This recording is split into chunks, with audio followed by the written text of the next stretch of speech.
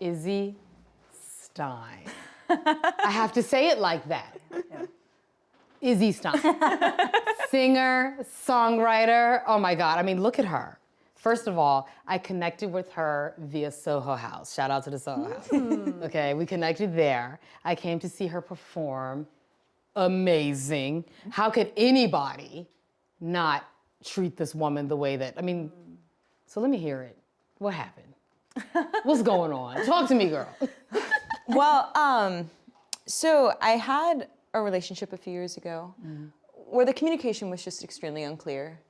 As they always are. Yeah, we started dating, and I was thinking that we were getting to a place where we were going to be exclusive, where we were going to start to take the next step. And admittedly, I think I was rushing it a bit. I think I really wanted it to happen maybe sooner than. And hear me already making excuses, right? Like, Well, I was already about to, girl. Yeah. I was already like. So you wanted a relationship, like you wanted monogamy with this person. yeah, Okay. that's all right. kind of the way I like to date. Okay, good. Me too. And yeah, so we, things were unclear. We go to a party, and at a party, if someone brings you to a party, you're not really sure.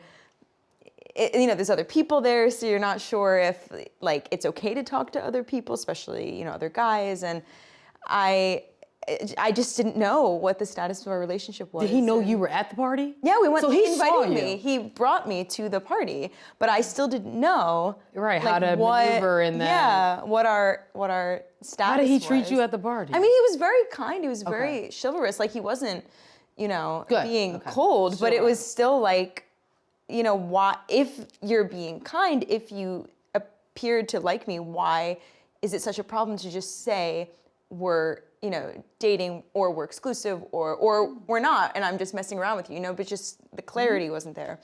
And I just pulled him over during the party, and I was just like, hey, what are we? And he got really upset. And I felt bad when because you say upset, was he yelling? Like, what? well, we were, there were other people, so he was kind of like keeping his voice down, but he was definitely like not happy with me, like wanting to define the relationship. And yeah, How'd that make you feel? Well, terrible. Yeah, I felt sure. like I had already, now looking back, I can see that maybe I was pushing the relationship a bit, but I felt really invasive and pushy and not, like just kind of a bad partner, even though I didn't even know if we were partners, but I felt like a bad How partner. long were you dating him prior to this? It was like a couple months. Okay. Yeah. all right. So there's time in between. Yeah, there's like you time guys there. have time a little Yeah. bit between this. Okay. Yeah. And there was never once spoken of, hey, where we're going to, what's the goal of this? Like, I mean, I guess I just kind of assumed that we would be, exclusive and like get to that place. But Do us women do that? Do we just absolutely. assume? Women are assumers to our core. We just, we see two things and we're like, oh, that's what it is. But a lot of times it might not be. It might not be. So those communication assets are so important. But why wasn't there a moment before that party after dating a couple dates or however long? I don't think he was sure about me, Oh, okay. I mean, I was younger.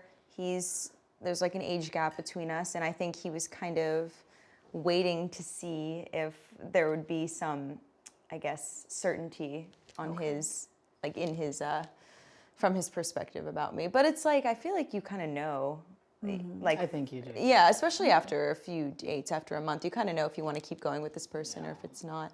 So just keeping someone on a string is not necessarily It's painful. fair. And so we, we dated during that time, and then there was kind of a couple of years after where I kind of let myself continue to be on a string of uncertainty. With And- him?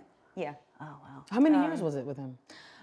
We officially, I guess, dated for a couple months, a few Okay, months. yeah. And then, there were like 2 years where we just kept seeing each other and kept being this air of like, I don't know. Did you what's fall in love happening. with him? Oh, yeah. Well, I wouldn't have let myself be, Yeah. Oh, Yeah. So that's my story. But then the interesting thing is that in the duration of being on this string, I also found myself in other relationships where the communication was also unclear. yep. Like this other relationship where truly he would tell me he was going to call me Okay. at like, I don't know, an hour and then an hour would pass, an hour and a half would pass, 2 hours, and I'm like waiting by the phone. And I guess the communication was also not coming from me because, I was so afraid of being annoying or being, or being clingy that I didn't text him at. But let's get into, yes, go ahead. Lisa, I want to unlayer that just a little bit. Yeah. Where do you think that comes from? Like where that Value. Lacking value. You lacking value. Yes. Have you ever been told that as a kid, like you don't bring value somewhere? Well, it's okay. So there's confidence and then there's value. Yeah. And I kind of see these as two different things. Okay. I don't know. What do we think? Yeah. Explain what you Well, because mean. confidence is like kind of just, or maybe it is the same thing. Now that I'm like truly trying to unpack it. Yeah. I mean, confidence is kind of like a belief that you, like a self-assuredness, knowing that you can take up space. Value is, I think value then takes into consideration other people, right? Value, confidence is this is me here. Value is I deserve to be seen I know exactly by what other you're saying. people. Yeah, I mean, I don't So you tolerated know, his though. kind of, I look at his behavior towards you as just wishy-washy, I'm in, I'm out, I'm in, I'm out. But maybe because you didn't see your self-worth at the time. I didn't. Or your value, or how valuable you are as to why you allowed that behavior. Right. So you felt good walking through the world, but the value that you bring to an interpersonal relationship wasn't necessarily at the forefront for you? Yeah, I guess so. I guess so. How'd you work through that? How'd you get past that? Well, I wrote. That's what we were saying before. I love that, by the way. She's like, I'll go to the piano and just bang it out. Like, I love that. You said very briefly off camera that you were, I don't know what word you used, I believe inspired or something like that, where she works through things like nothing bothers her. Yeah. Like things bother You her. shared that story. You said there was an incident with someone and you were like, I went to my piano immediately. Yes. I mean, the fact that you have that level of talent. Well, it's just kind of a coping mechanism. And I guess because I have the background, I'm able to just channel the feelings into the music and the lyrics. And she creates it into art. Right. I mean, literally, she creates it into art. She goes to the piano, she kills it. And then we have great songs Right. and content from you because of this. Well, the best art is from pain, right? Like we have to. That's why we're doing this. I mean, There's a good amount of pain going on that needs to be let out and released. But the way that you do it is completely healthy. Anybody out there doing those I types do of feel things that way, are very yeah. healthy, not only for your mind but your spirit and just your everyday life to keep going. So kudos to you. Yeah, I mean, this album that I created that's coming out later this year. It's all songs around this concept of value. let's talk about the album. What's the name of it? The album is called Questions. Questions. Yeah, questions. Because we always have questions. I'm always questioning, right? We So it's called question our questions. values. Yeah, We question ourselves. We question then because if we're in a state of questioning ourselves, we question how the people around us kind of see us. If we don't have that strong foundation. And I guess questions about how to then find that sense of value. Like, will I ever find that sense of value, or is this kind of a vacuum of continual self-doubt that I'm in? And during this 2-year kind of span of not really knowing, And this was 2 years with him. it was on and off. Off and like off and on, it yeah. really. I mean, we were both dating other people, but it started it kept coming back. We kept coming back together, and I was like, Did he ever, I'm just kind of curious, because now I was like, wait, did he ever in this 2 years, did he ever sit down and say, you know what, Izzy, I like you because of this, or I don't like you because of this? Was there ever a conversation like that? there was. I think that's a no. I know, because No, I mean, his eyes would tell me Yeah. that he cared for me. Yeah, And there was just so much fear surrounding. yeah. Maybe I was also unclear about where I was at. I mean, in my mind, I like to think I'm a clear communicator, and I Yeah, said, yep, but yep. the reality is I was, younger than, still am, always will be younger than him. Yeah, yep. And so maybe I wasn't being completely transparent either. But, But you seem more affected than he was. I mean, I don't know. I would assume, but yeah, I don't know. I mean, I know his coping mechanisms are different than mine. Right.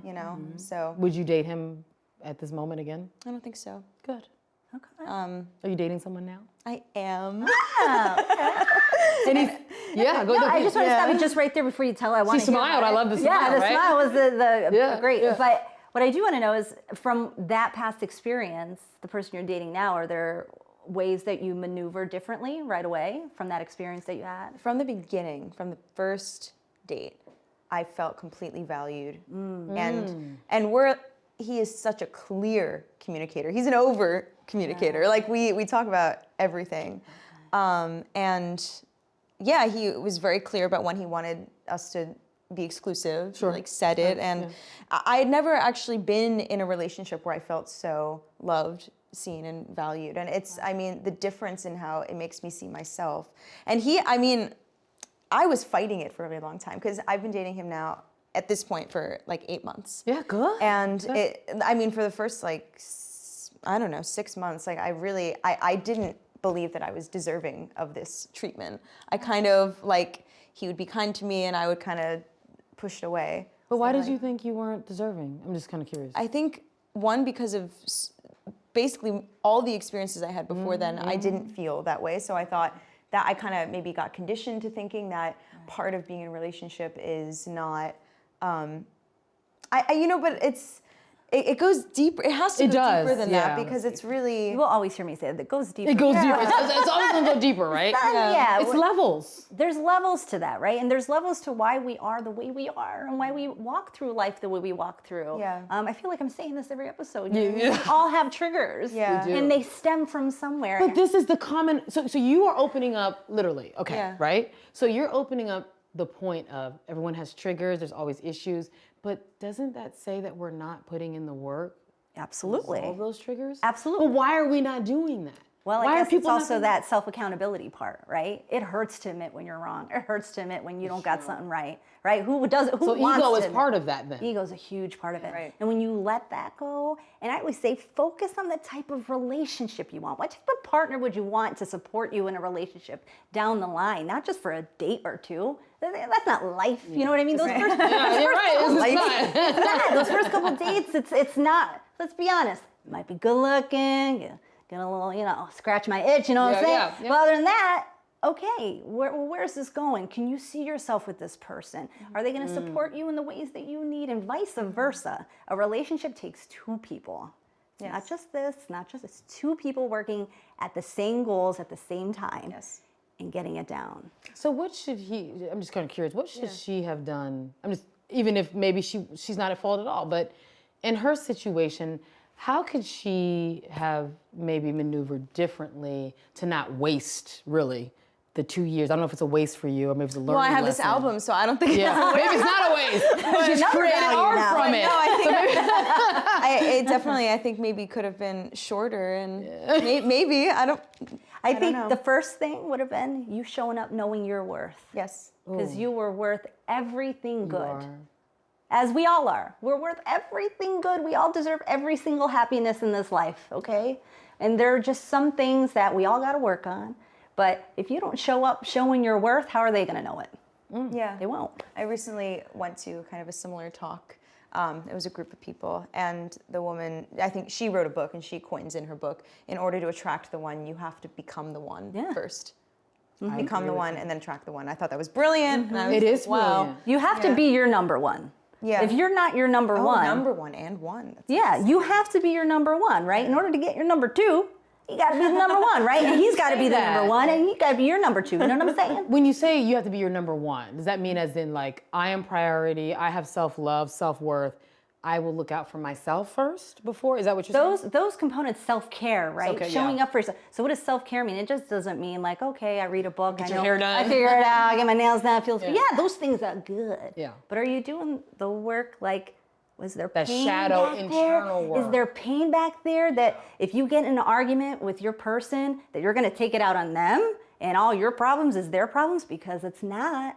That's not their position, you know? So it's really those moments that to really understand your value is to really love yourself at your core and work at all those things, all those physical, mental, spiritual, whatever values you have, They got to be value to you and show up as your number one. Yeah. So how, And yeah, please. I'm just even going to say, like, even this coping mechanism of writing this album, questions about finding value, that's not even enough work. Yeah. Like, because just writing the song, getting the emotion out is great, but if value is not a feeling, it's a sense of self, right? So it takes the writing and then also looking at the song and being like, how can I ask the questions in the song in a therapy session and then get at the core of what I'm trying to resolve here. And I mean, even so much so that I'm now writing another album about value, but not in the context of relationships, in the context of just like when you are by yourself, like how do you just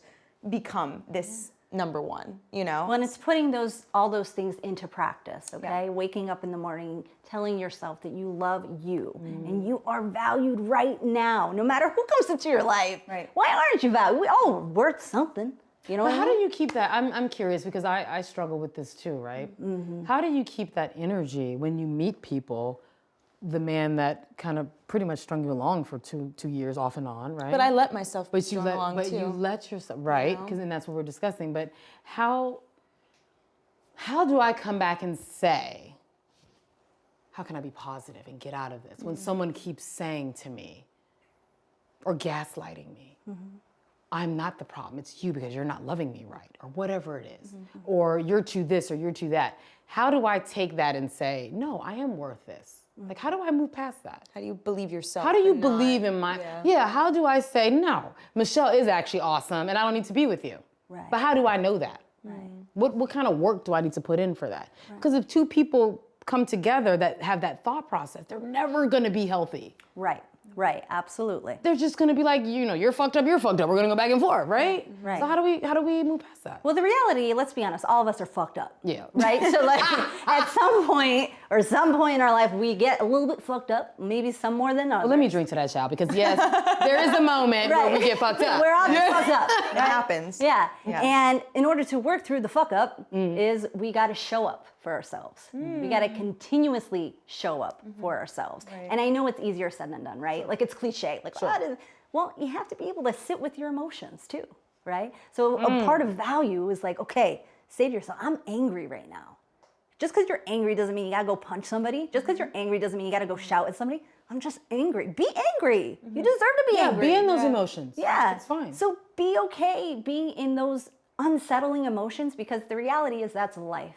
You're going to deal with ups and downs, and even when you're in a stable relationship and things are going great, you don't know what life can throw your way. I could speak to this. So I have 3 kids. Me and my husband are married for 10 years. Nice. In 2022, my son got incredibly sick. We almost lost him. I won't get emotional here, but we almost lost him.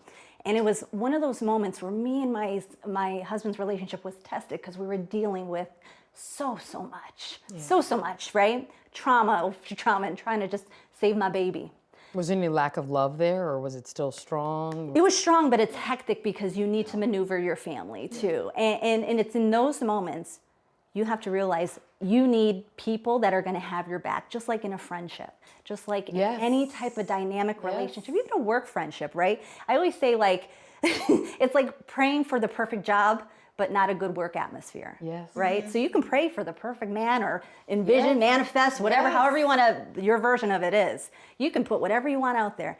But if you're not thinking that with that man, it's going to be a relationship and it's the relationship that you want, he could be a great guy, right? What are we talking about, really? If he's not going to support you the way you want. So focus on what you want in a relationship and what that really means to you and what values are in a relationship that is meaningful to you. Because the reality is, everybody's values are different.